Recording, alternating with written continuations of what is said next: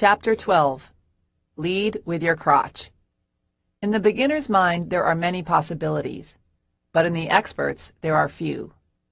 Shunryu Suzuki, Japanese Zen monk, author, teacher also lovingly known as the Crooked Cucumber.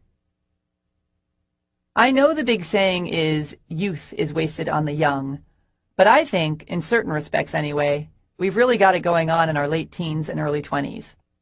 Aside from all the angst and drama and escorts home from the police, we've still got our little kid-like ability to create just because still firmly intact, but we've also got this newly hatched adult ability to make big things happen in our lives. Add to this the fact that we're not yet jaded by a long list of failures and are still under the vague impression that death is something that happens to other people. We, if you're anything like me, leap into our lives when we're young with an idiotic, yet awesome, disregard for what-ifs. Admittedly, I remember doing things in the danger department that still have me sleeping with my light on when I think about them now.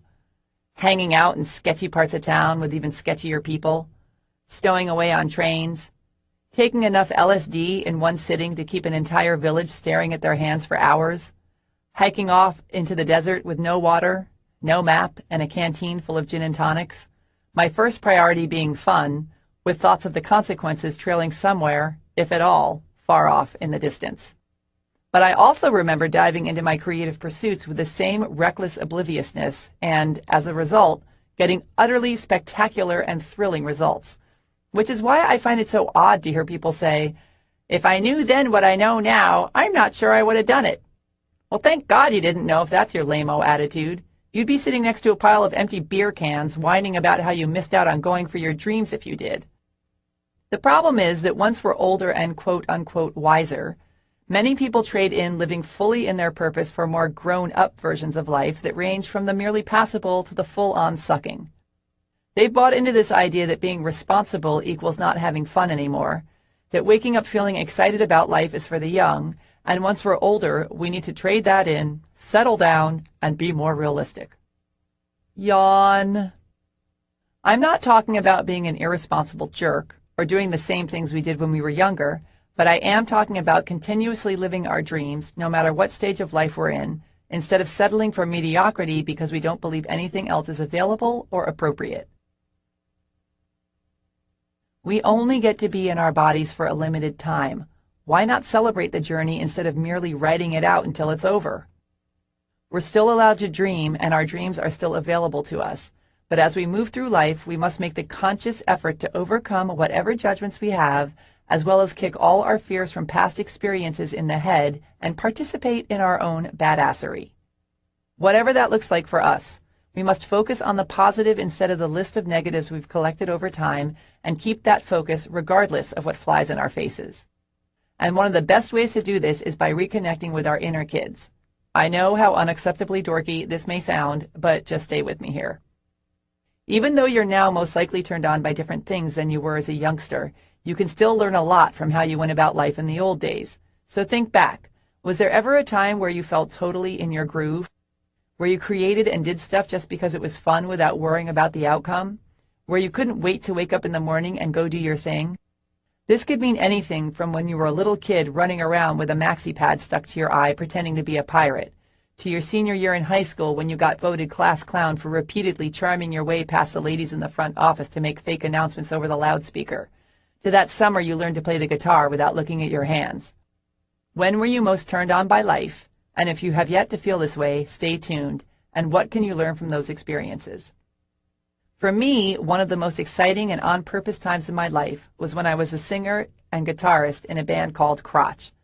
I use the terms singer, guitarist, and band all very loosely because we in Crotch weren't concerned with things like learning to play our instruments or practicing or any of that snooty musicianship crap. We had bigger fish to fry, like talking in loud voices about our band and checking ourselves out in plate glass windows as we walked by with guitars strapped to our backs. Electric ones. I started Crotch with this chick from work named Paula, who'd never picked up a guitar in her life either, and who was as incapable of embracing her feminine side as I was. Paula and I were the kind of young ladies who prided ourselves on the wattage of our stereo equipment, our firm handshakes, and our ability to drink anyone in the room under the table. The testosterone-fueled chip on my shoulder came from a high school career spent futilely awaiting a timely puberty while standing a good foot taller than everyone on Earth, all the boys at my high school included. None of them ever asked me out, but I could make them laugh and kick their asses at basketball, so rather than fail at seducing them, I simply became one of them. Paula's issues were more homicidal in nature. She was the kind of angry found in highly intelligent women who develop the body of a Playboy bunny by the age of 13 and are forced to grow up in the deep, redneck South.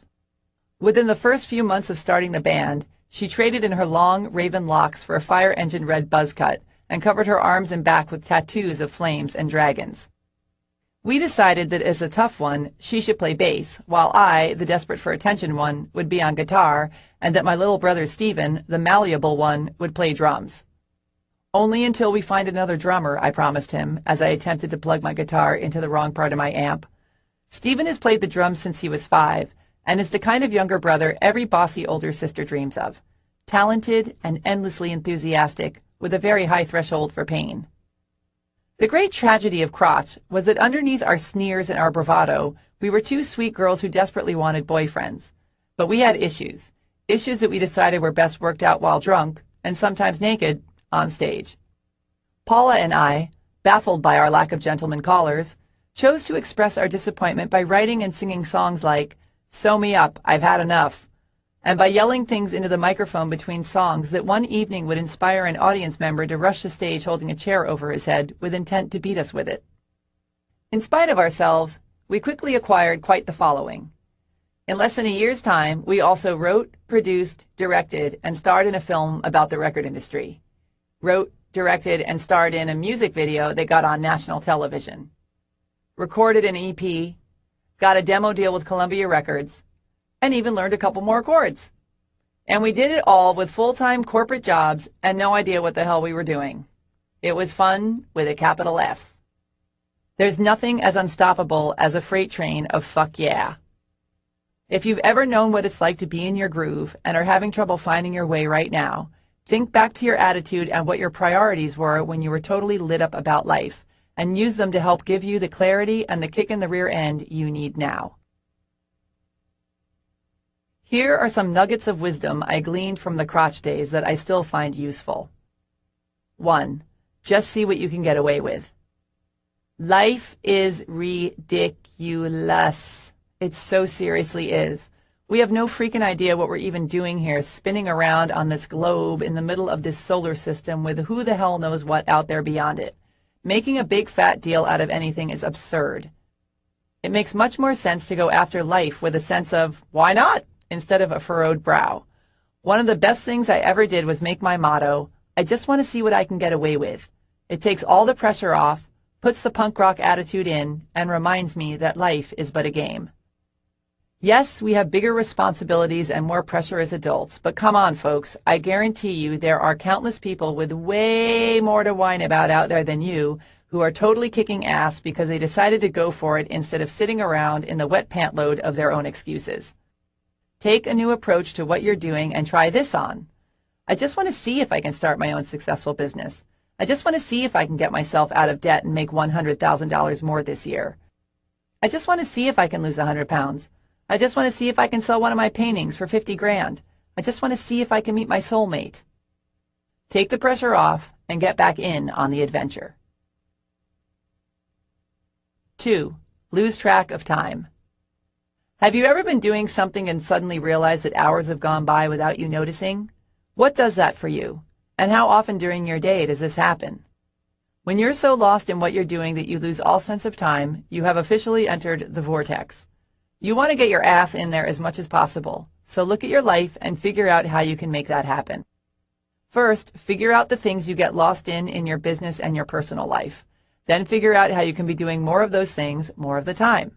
Hire someone, no excuses, and delegate the tasks you hate doing. Partner up with someone who's good at and enjoys doing the things you're not that into, so you can be freed up to do more of what you want.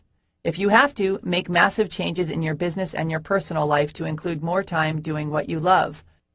Figure it out. Don't just hand your life over to your circumstances like a little wuss. You can take your life wherever you want it to go, so grab it by its nether regions and make doing the things you love a priority. 3. Keep being the beginner. One of the best things about starting a band when you have no idea how to play your instrument is that you don't care if you stink because you already know you do. Then, once you learn how to play, you get all serious, you become overly critical and hard on yourself, and you don't let yourself have nearly as much fun anymore. The trick is to let the beginner live alongside the expert, instead of pretending you don't know who she is when she tries to sit with you and your new, cooler, more experienced friends in the cafeteria. The beginner may be an idiot, but she knows how to party, and if you don't let her play with you anymore, things risk getting rather droll around here. So hone your skills, take your craft seriously, learn what you need to learn, invest in yourself, practice your ass off, fall down, get up, keep going, get really, really, really, really, really good at what you do, but don't lose the fun in the process. Because, what's the point of doing all that work then? The only thing you need to do is do the very best you can. Once you've done that, the only other thing that matters is that you enjoy yourself. 4. Love yourself. And the Bluebirds of Happiness will be your permanent backup singers.